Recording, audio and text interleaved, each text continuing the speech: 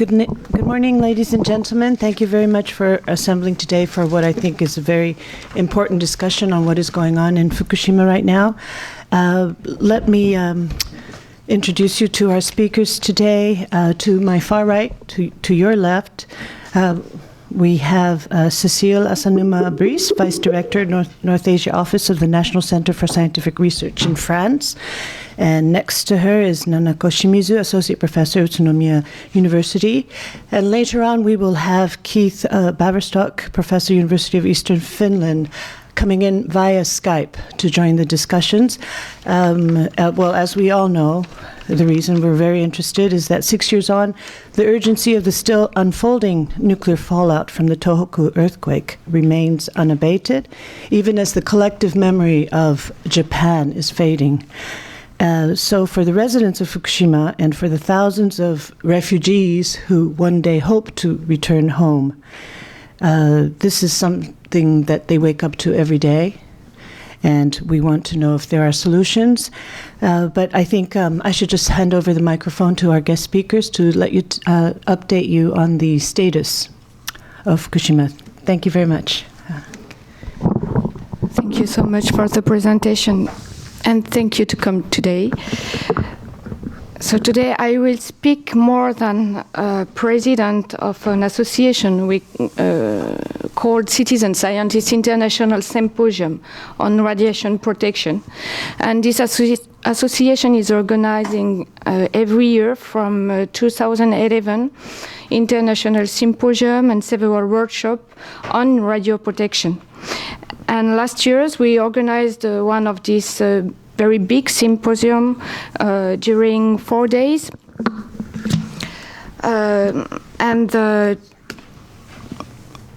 We mainly spoke about the question of threshold. Why? Because we are determining some thresholds that we can reopen or not the former, I don't know if we can say already, the former evacuation zones. And so we need to have some scientific elements to know if this decision will be based on scientific truth or not. So we invited a lot of scientific epidemiologists, biologists from all over the world in Nihonmatsu, Fukushima, last year, and we have some discussion about it. And so the question, so the answer to the question, is it acceptable to reopen the evacuation zone if we are thinking as scientists? The answer was clearly no, it isn't. So we decided to write together 2 texts of recommendations and to sign it. And so those 2 texts are published in this review called Kagaku. This is Science. The name of the review is Science. This is a scientist review on this March. And the English version of the 2 recommendation texts will be published also on the site of this review, Science Review Kagaku, on the internet. So first, I just will read the 2 texts of recommendation, and after I will give the mic to my colleague, Professor Shimizu from Utsunomiya University, and after to Keith Baverstok from Finland University, and they will explain more in details why we decided to write these recommendations.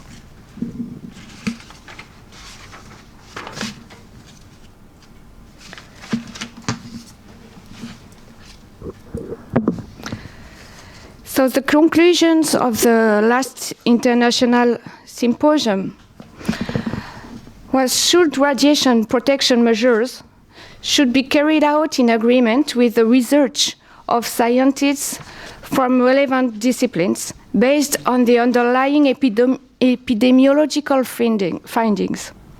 In particular, there are a number of epidemiological evidences supporting the linear non-threshold model that states that the health effects of ionizing radiation have no safety thresholds and are linearly proportional to the exposure dose, even at a cumulative dose lower than 100 millisieverts. All the radiation protection measures should presuppose this model from a precautionary standpoint. So in the first recommendation text, we have 6 main points. The first one is expansion of thyroid cancer examination and enhancement of support. So several epidemiological views conclude that the results of the Fukushima Prefectural Health Management Survey are already clearly showing the frequent occurrence of thyroid cancer. Considering the diagnostic tumor sizes and the surgery cases that resulted from the survey, the currently practiced thyroid examination is consistent with one of the objectives of the survey: early detection, early treatment. The survey should be expanded, and the support should be enhanced for people suffering from thyroid cancer and other thyroid abnormalities. The second point is about expansion of health survey. Health protection must be provided not only to the affected residents, but also to the people who are at risk of exposure to radiation, who are carrying out accident-related work, such as the nuclear plant workers and the off-site decontamination workers. So the survey of health effects should be expanded to these people in order to determine what damages are being caused by radiation exposure, whether the current measures are effective enough, and what should be done to improve the situation. The third point is the respect of the victims' rights. The immigrated ex-residents or the evacuees should not be forced to return to their hometowns. Those who wish to stay evacuated or immigrated, I mean, after six years, it's not a question of just to be refugees. Those who wish to evacuate or immigrate hereafter, or those who want to return to their hometowns, as well as those who have decided to stay in their hometowns despite the accumulating exposure dose, all of the parties should be supported so that they can build the lives they desire, all while avoiding radiation exposure as much as possible. First point is revision of risk communication, and that's a very, very important point, because maybe all this battle is not on a scientific field, but now on a communication one, and maybe that's the main problems. In order to improve the current social environment that dissuades the victims from expressing their concern about the health effects of radiation, it is necessary to revise the risk communication measures led by the central and the local administrative authorities. Measures that aim to persuade the victim of the small risk of health effect without providing sufficient evidence and impelling them to act as the authorities want should be revised. 5 is education and public information on nuclear power and radiation. School teaching materials and learning places are provided from the pro-nuclear standpoint, unilaterally stressing the safety of nuclear power plants and downplaying the risk of health effects. Instead, the standpoint of those who bear the risk, accident victims, workers, and future generations, should be taken into account fully.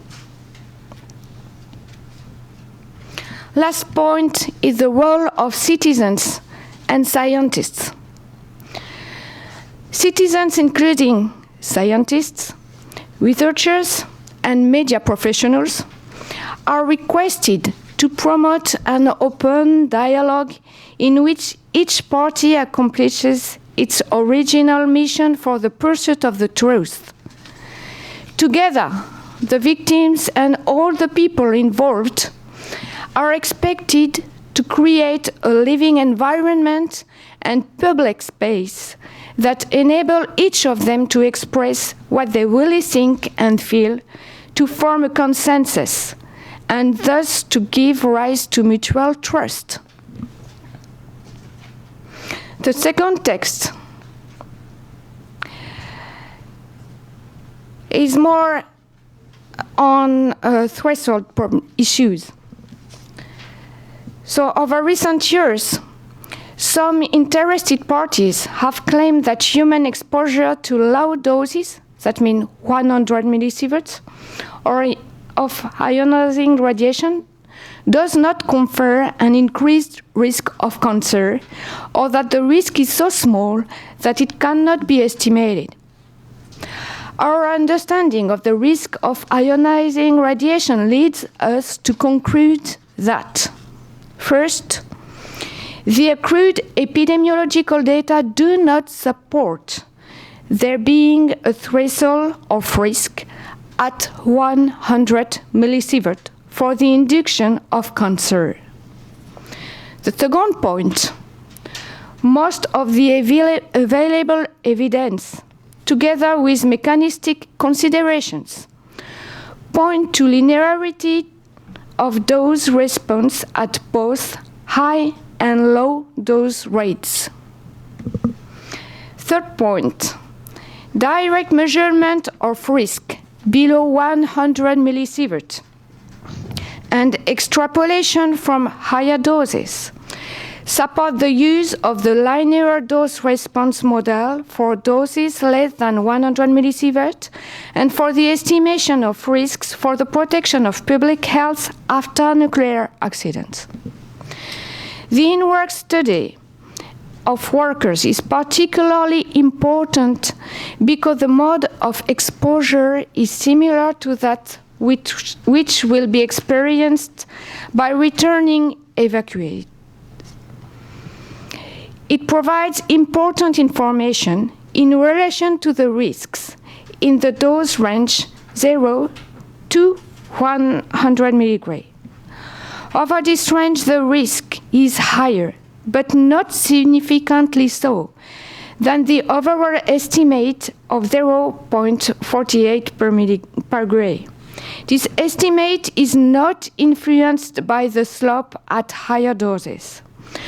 The paper states in works that provides supporting evidence for a positive association between radiation dose and all cancer other than leukemia, even if less precise when analyses are restricted to data for the 0 to 100 milligrams range. So this position is consistent with three reports: the 2000 report of the United Nations Scientific Committee of the effects of ionizing radiation from skier, subsequently endorsed in their 2012 white paper, the 206 BR7 report from the US National Academy of Science, and the 2012 analysis of the Japanese bomb survivor data. 3 is the World Health Organization report of 2013 on the Fukushima accident. We conclude that a recommended reference level of 20 millisievert per year for returning evacuees from areas adjacent to the Fukushima accident will entail an increased lifetime risk of cancer, particularly for those exposed as children. Also signed this agreement, in though there is scientists from all over the world, 15 of scientists, from Finland, like Professor Baverstok, also from Ukraine, from Australia, from Germany, Switzerland, France, and so on. So I was a little long, so I want to let the place to Professor Shimizu. Thank you. My name is Nanako Shimizu. I'm from Utsunomiya University. I specialize in international law, international organization studies. I was one of the speakers in the International Symposium on Radiation Protection, which was held in Nihonmatsu City in Fukushima. This is why the declaration is called Nihonmatsu Declaration. And I would like to tell you why we, the members of this symposium, decided to publicize these two documents today. Please look at the handouts. I will show you the same slides on the screen. The first point is because recently, especially since last summer, we started to hear a worrisome news about scaling down the thyroid ultrasound examination for all the children and young adults in Fukushima who were under age 18 at the time of accident. This is the survey funded by national government and has been conducted by Fukushima prefectural government with the help of Fukushima Medical University. For example, such a news, notable example of such news came from local newspaper Fukushima Minyu in August. Sorry, in your handout it says July, but in August 8th, in 2016, Dr. Hokuto Hoshi, he's chairperson of the Fukushima Prefecture's committee overseeing the thyroid examination, made comments that we should review this ultrasound examination. And in editorial of this local newspaper, they say we should think about scaling down because they are not only advantage but also disadvantage for the children. Another recommendation came from International Expert Symposium, which was held in September last year, and the recommendation was submitted to Governor of Fukushima, as the picture shows, in December last year. And the recommendation also says that we should establish another expert working group, although there's one overseeing committee set up by Fukushima Prefecture already existed, but we should establish another expert working group to review this ultrasound examination. And in this recommendation then concludes that the thyroid disorders found so far are not the results of radiation, but because of over diagnosis or screening effects. That's what they are saying. But still, how we analyze the results of this thyroid ultrasound examination became a subject of a heated debate, not only among the experts, but also among the citizens. Fukushima Prefecture and Fukushima Medical University keep saying that these thyroid cancer found are not the results of radiation. These are some of their arguments. They say they can find same trends in less affected areas. Ministry of Environment conducted after the accident for the purpose of comparing the data with Fukushima ones.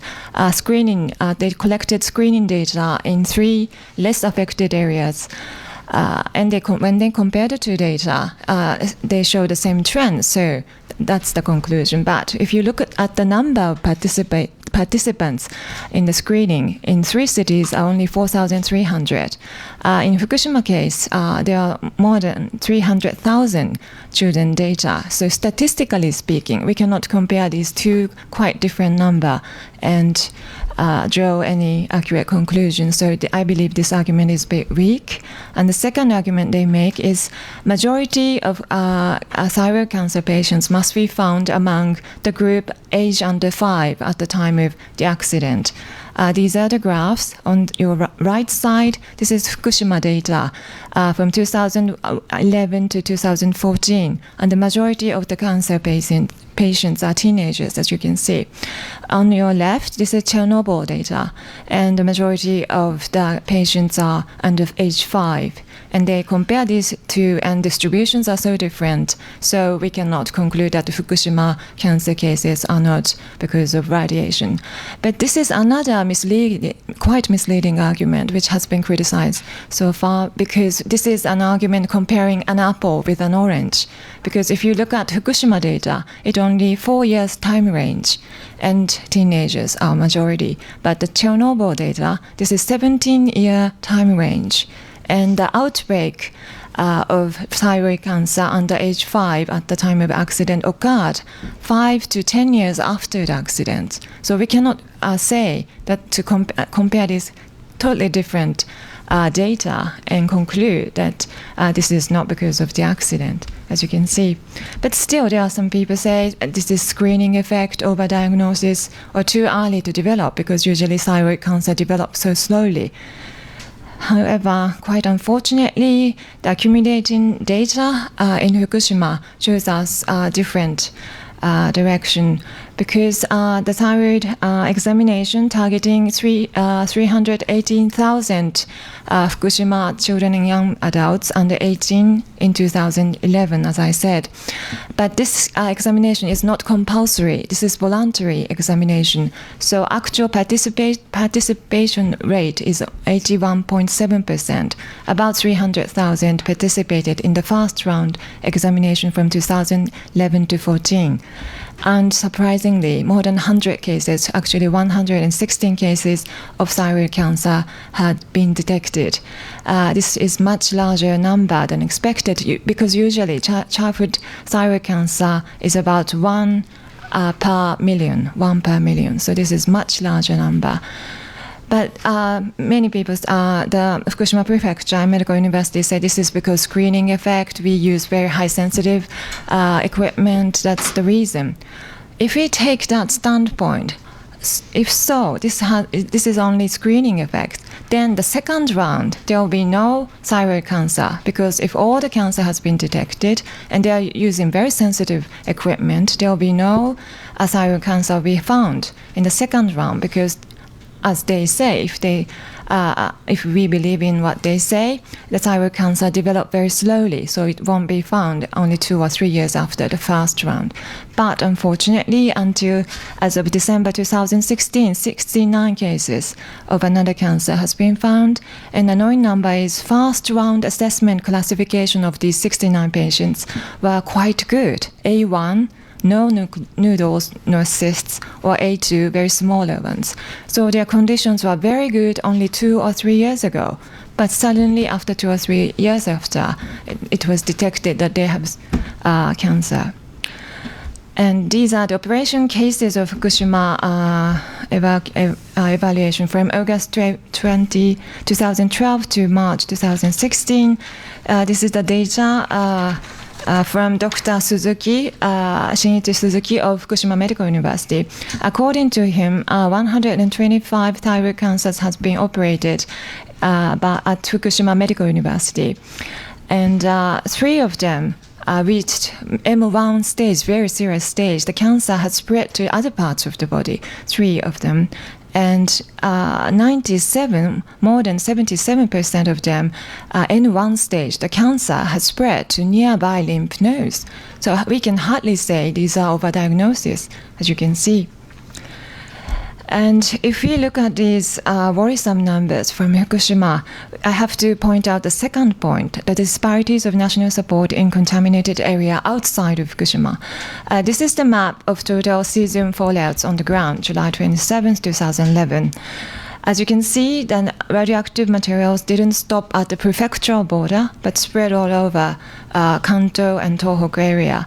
But there is no designated evacuation zones, effective decontamination, nor health survey funded by the national budget outside the Fukushima Prefecture, including Tochigi Prefecture, western neighbor of Fukushima, highly radiated, contaminated, where I come from. because there's no help from the government, a private fund was established September last year to help children who were diagnosed with thyroid cancer. And this fund accepts applications not only from Fukushima, but also outside of Fukushima, these surrounding contaminated areas. And until February this year, they have supplied these financial support to the applicants. And could you see the number of serious patients and below? Fukushima case, 41 children received financial support, and 2 out of 41 had serious patients. Cancer moved to other parts of the body. But other areas outside of Fukushima, there are only 12, but 5 of them are in the serious cases. So we may the number is quite limited, but we may suppose that in Fukushima case, Fukushima survey contribute to early detection and early treatment, so number of serious patients might low. But patients outside of Fukushima, they do not have any nationally funded examination, so their detection came late, in a much later stage, so their symptoms get more serious than the children in Fukushima. The last point I want to make is the point made by Cecile-san just now, lifting evacuation order with 20 mil seabed per year standard. Almost 70% of evacuation zone, the evacuation orders had been lifted. And evacuees have no choice but to go back to their hometown with anxiety of radiation because of these amounting numbers of cancer now reported, or to stay where they are now but without any financial support. And evacuees, this is the research from Dr. Tsujiuchi, who was also one of the speakers in our international symposium last year. According to his recent study, evacuees with PTSD increasing up to more than 10%, 46.4% compared to last year. And he assumes that this is because the lifting of evacuation order. This is his argument. So now, nuclear accident and its damage is not only medical issue, but becomes socio-political issue. What kind of policy government will choose may affect the health risk and anxiety of people. And when I interview evacuees or people who went back to Fukushima or people who are living in highly contaminated area in Chiba or Tochigi or surrounding country area, they say we cannot talk freely about anxiety over radiation because we may invoke anxiety in other people's minds, or we will be criticized by the people. Are you inflicting harmful rumors? I believe it's actual damage, not harmful rumors, but harmful rumors, and you may damage the local industries, or those harassment may occur to them. So we cannot talk freely about our anxiety over radiation. So as we can see, these policies endangering the right to health, which is enshrined in international bills of human rights. Japan is a contracting party to this international treaty, so violating the right to health and limiting the choice to avoid radiation. Thank you very much for your attention. And Dr. Baverstok, are you with us now? Yes, yes, I'm here. Thank you for waiting patiently. It's your turn, so could you start your presentation? I will show your slides yes, please. To the public. So if you show the first slide, which this is the one. Says, in 2007, the U.S. National Academy of Sciences.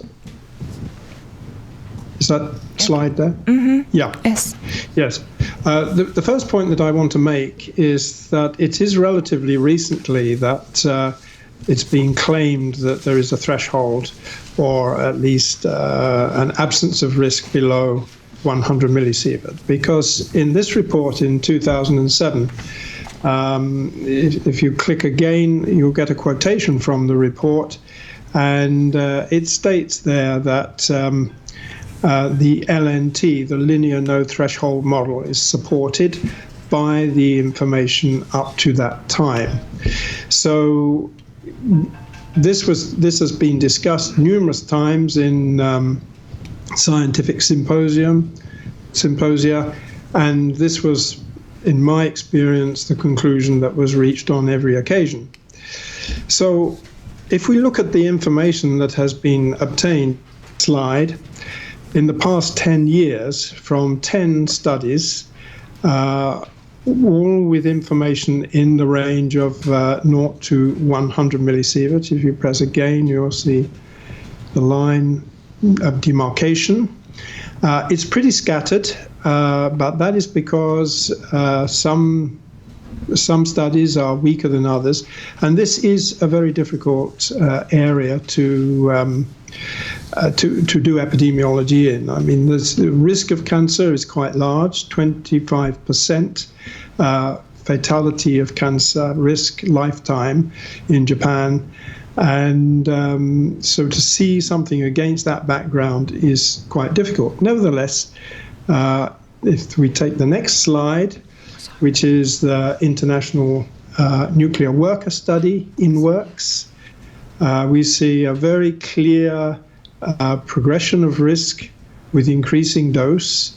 It intersects at 1,000 millisieverts at 1.5. So that means that the risk of exposure to 1 sievert is 50% of your risk of spontaneous cancer, and as I said, that's 25%. So that means that your risk of cancer has gone up for exposure to 1 sievert from 25% to 37.5%. Or if we take the 100 millisievert line, then if you click again, what you will have is an increase in risk from 25% lifetime, this is 25% of fatal cancer, to 26.5%. But this is for adults, and they're relatively insensitive. So if we go to the next slide, this same National Academy report that I referred to has shown the distribution between two genders, male and female, and the difference with age. And you can see the INWORKS age range, roughly 20 to 65, with a pink block.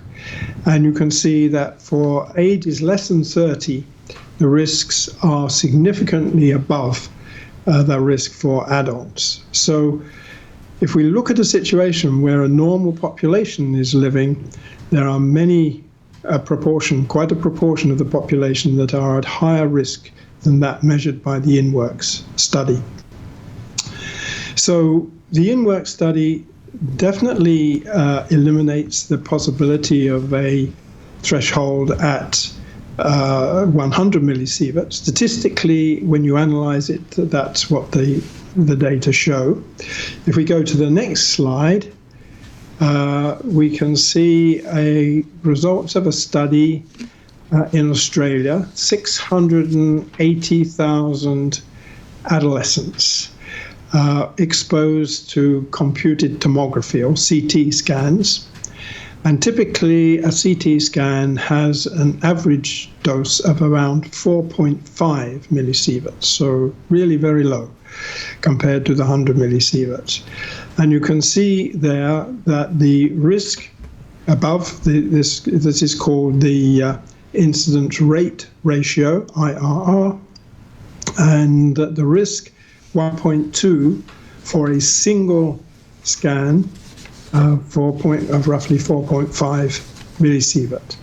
So this is really quite a significant risk at a low dose, and it definitely establishes the fact that there is risk below 100 millisievert. Now, these two studies are not quite comparable because the INWORKS study was for the mortality of the population, so it's measured at the end of their life, and this is for the incidence, so it's the situation at diagnosis. And so these figures are likely to increase over the coming years and make this even more significant. So for the purposes of protecting public health, we have to conclude that there is, you probably pick these every time, there is no threshold at 100 millisieverts. So this claim is totally false, and the risk per millisievert, shall we say, is the same across the whole range up to 2 sieverts, from 0 dose up to 2 sieverts. We can apply the same risk per millisievert. So there is no excuse for not being able to compute what the risk to individuals are. We could do that. The risk for children can be up to 7 times that for adults. So children are specifically at risk. For settlements where the external dose was 20 millisieverts in 2017, so this year, it may take some 20 years before the dose rate falls to what is the internationally agreed public dose limit of 1 millisievert. So this temporary, what's called reference dose limit, emergency dose limit, is 20 times higher than the internationally agreed public dose limit. And it will take roughly 20 years. It's difficult to estimate because this is concerned with the burial of the cesium into the soil, which provides some screening. Those people returning under this adopted reference level of 20 millisieverts will incur an increased lifetime risk of cancer, and this is especially the case for children.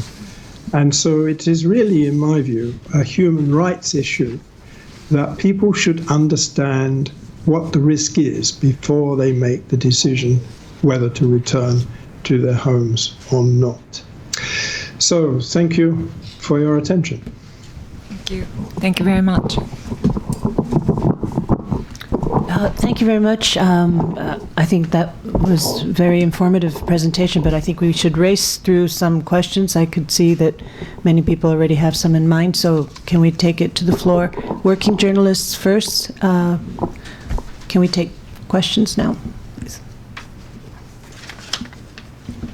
Oh, and please give your affiliation at the microphone, please.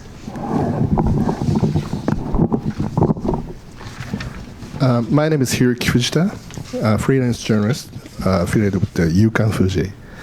And I'm also a journalist member of the Scientists for Accurate Radiation Information Base in America.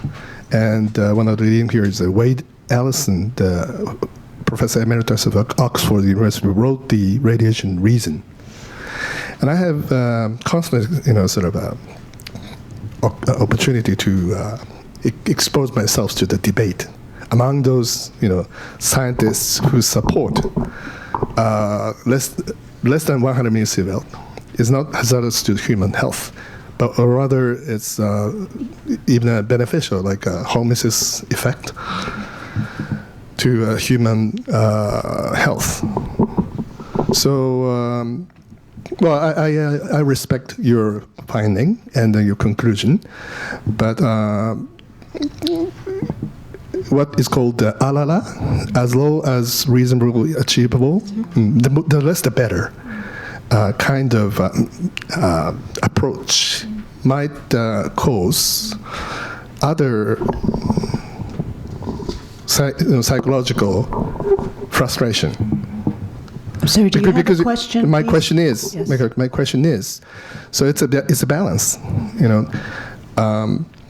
if we scare too much about the... excuse me, question please. My question is, okay. If we scare too much about the hazardous effects of the radiation, like radiophobia, it's more damage causing than worrying about the low dose radiation too much. I'm sorry, do you have a question? Yes, that's the question. So that's not a question, that's an affirmation. That's a comment. So you're saying, do you agree or disagree? Okay, let's just go. Please, we don't have much time, so let's just go. Maybe Keith wants to say something about it? Yes, I think perhaps I should answer this question. Wade Allison's arguments are extremely weak. You have just seen data published in peer-reviewed journals of large epidemiological studies. Wade Allison has no answers to this. I have personally suggested to him that we debate these very different views we have. He believes that 1 gray per month would be an acceptable dose for the public instead of 1 milligray per year. This is extreme, and frankly, I tell you, it's nonsense. And I've offered to debate this with him on 2 occasions. He has declined to do so. I mean, he sticks with this view, but it's wrong. It's completely wrong, and it's completely against the evidence that we have. And we have to go with the evidence. Now, there is a psychological aspect to this problem, but that is really the fact that the truth is not being told a lot of the time. And the truth is not being told by Mr. Allison about the risks of ionizing radiation. He is not telling you the truth. And that, of course, if you get this kind of disagreement, people say, well, should I believe him or should I believe him? And they don't know how to make up their minds. And of course, this is psychologically stressful. So actually, Allison and his like, and that includes Professor Jerry Thomas as well, these people are fueling the psychosocial effect, not reducing it. So I think you should really just forget about him and look at the data. I mean, if you have a copy of the declaration, all the references there are there. They are all free to consult over the internet. I mean, you can go to the journal and you can read the reference. Judge for yourself what the evidence says. Thanks a lot. Sorry, can you wait to be picked? But go ahead. Oh, no, sorry. I'm sorry. Moderator has to do that. Yeah, okay. I'm Yuri Kageyama with the Associated Press. If we can try to tell these people that it's not overdiagnosis, and it's already 184 people out of 300,000, but they keep saying it's overdiagnosis, and then they said this is within expectation, what would be the threshold or a rough number of these cases turning up in subsequent years that will be beyond any, any reasonable doubt that it is not overdiagnosis? I've tried to ask this question to the university, and they never answer. And then, is that why they want to reduce the stop doing the screening, which is what you said? There's a. I felt that as well, that they want to start to shrink the tests, not do them as much. Can you talk about that and why that is, and what the dangers could be? And also, if it is a human rights issue, and the government of Japan is obviously not taking your scientific data, that the linear non-threshold, that's just already gone out the window if they're saying 20 millisieverts is safe. When they used to tell us it was 1, they've changed all the rules on us. And I know many scientists like yourselves are trying to point this out, but what is the action that we can take? The people of Fukushima are being silenced. The government is, Germany is taking a different view, but the government of Japan says it's safe, and the people the media is not saying anything. I mean, look at the turnout to this thing. We are saying something today. And first, what I want to say that all the data show that there is no threshold. That's what we want to say. And we can see in the history, each time we had an accident, the threshold raising up. So maybe the problem of the threshold is not to take care of population or protect somebody at all. It's just for me, because I am not epidemiologist, so I'm urban sociologist, so I'm dealing with housing policy and so on. But about Fukushima, that's linked, isn't it? If you decide politically to refuge your population, you have to know, you have to make a judgment if it is, if you will push your population in danger or not. So you have to make some judgment. But now, so just about the threshold, I just want to leave Keith's answer more precisely. Yeah, I mean, yes, it's the political circumstances that are causing people to claim against the evidence that there is a threshold. I mean, I don't know what we can do about that, but what we can do is we can invite people like Alison, Thomas, these people that believe that we're wrong, to look at the evidence that is listed and cited in the declaration and come back to us with their arguments as to why we're wrong. That's the way we do science. If they can't do that, then they should accept that they're wrong. So it's rather clear for the Japanese authorities to ask for this issue to be settled at a scientific level. We could hold a meeting, or we could do it by writing to each other, or whichever way we do it, writing papers. But it can be settled. It can be settled now. Either their arguments work and we're wrong, or we're right and they're wrong. They can't both be right. Okay. Thank you.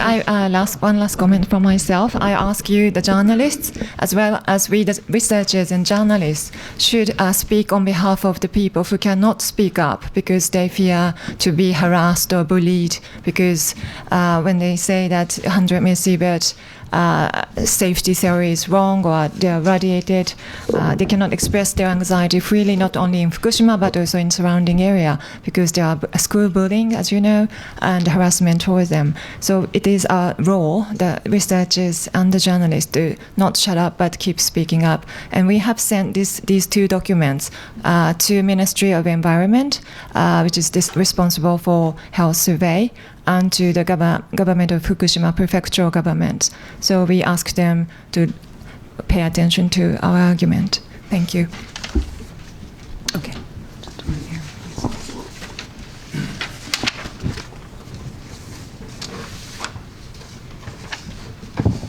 My name is Ikubo. I'm an associate member. And I have two specific questions. One is, how many nuclear power plants are there in the world acting, and how many are there nuclear plants being constructed? That's the first question. Second question is, I have heard the seriousness of the issue, but what are some of the high priority items or the concerns or issues we need to come up with solutions? If you could mention 2 or 3 specific issues. Issues mean that you've got to come up with a solution over the Fukushima situation. If you could mention 2 or 3 of them. So maybe we will speak one by one about it. We're running out of time, so please let's keep. And first, journalists first. So if any more journalists want questions, we're not opening it to the floor just yet. So actually, sorry, you were not. Okay. Well, I could add. Keith, just one moment. In 1 minute. First, just one nuclear plant. When just one nuclear plant crash, it's. Yeah, but just one is sufficient to have a world disaster. So that's not like a car accident. So I mean, we need to take care of what we are saying about it. One more time, I know that communication is really invested in this problem, and we are saying what we want, but we cannot in reality. And this is very, very important because that's touched to a problem of responsibility. of the administration. When we are an administrator, you have a very big responsibility. And so, do I administrators, have the right to bring all the interests of others people into play? That's what that means. So, the administration and a government have to protect his population. It is his role, not to put it in danger. And now it's not sufficient. Okay, please go. Please speak. Yes, you asked how many nuclear reactors there are worldwide. I believe it's around 400, 450. I don't have the exact figure, but you can get that from the International Atomic Energy Agency. These reactors are being closed down now faster than new ones are being opened. So the number of nuclear reactors will be decreasing in the future. But the problem is that the reactors that exist are getting older, and the older they get, the more likely they are to have accidents, the more likely they are to fail.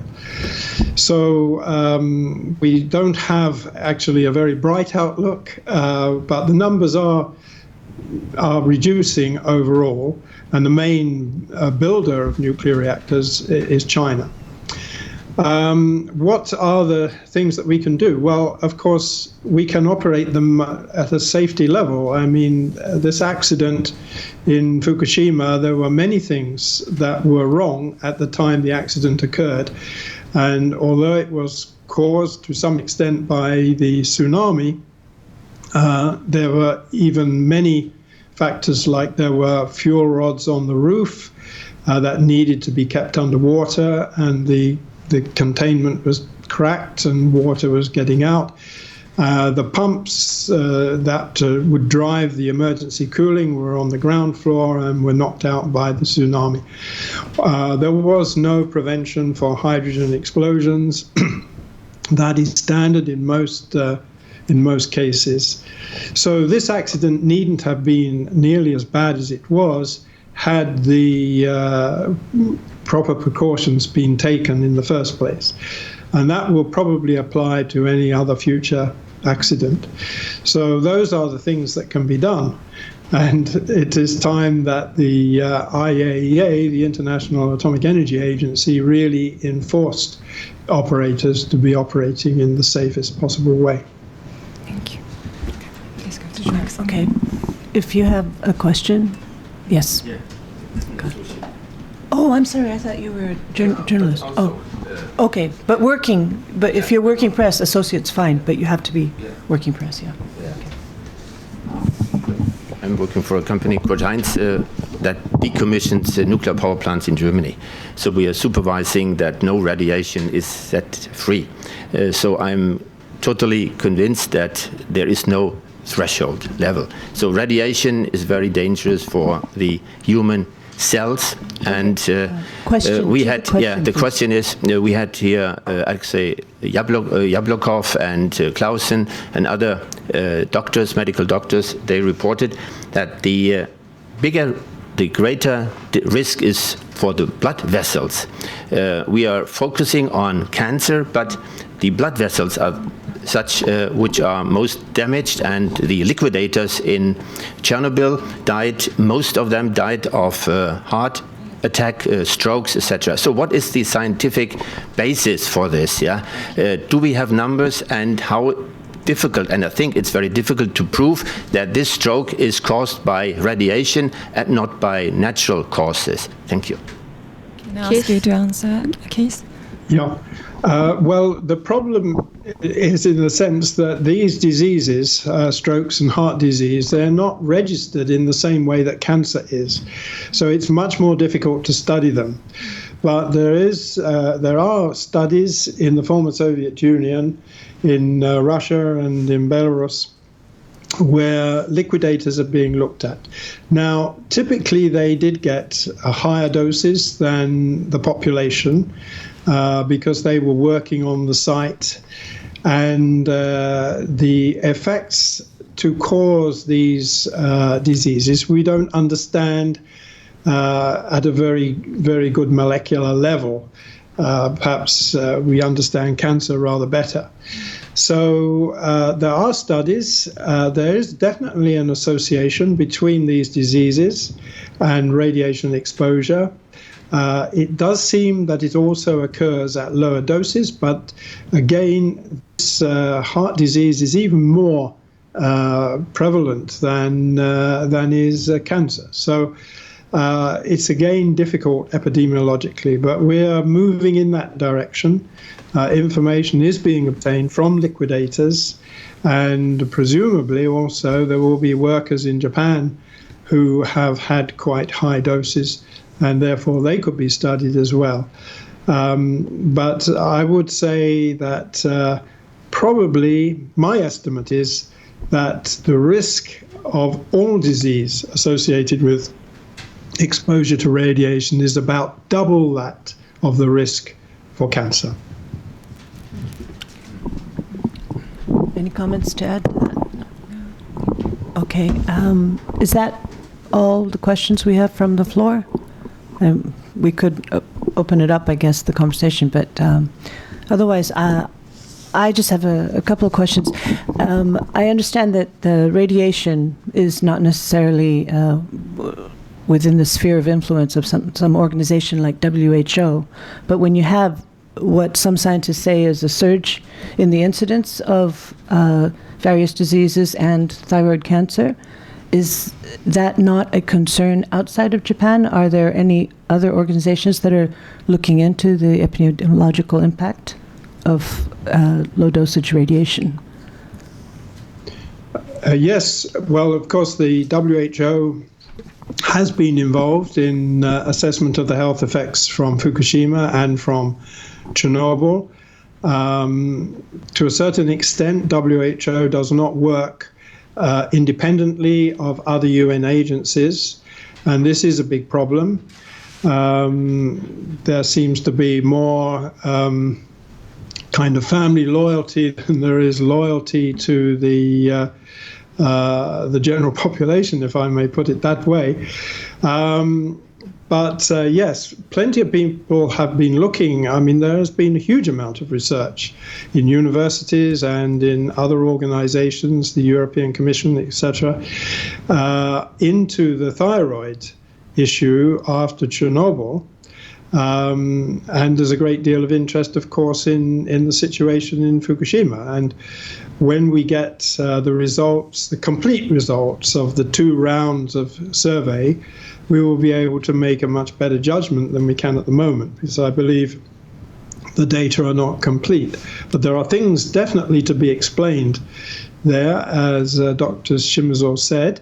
There is an unexpected result, and we don't know at the moment how to explain it. So we do need further work on that.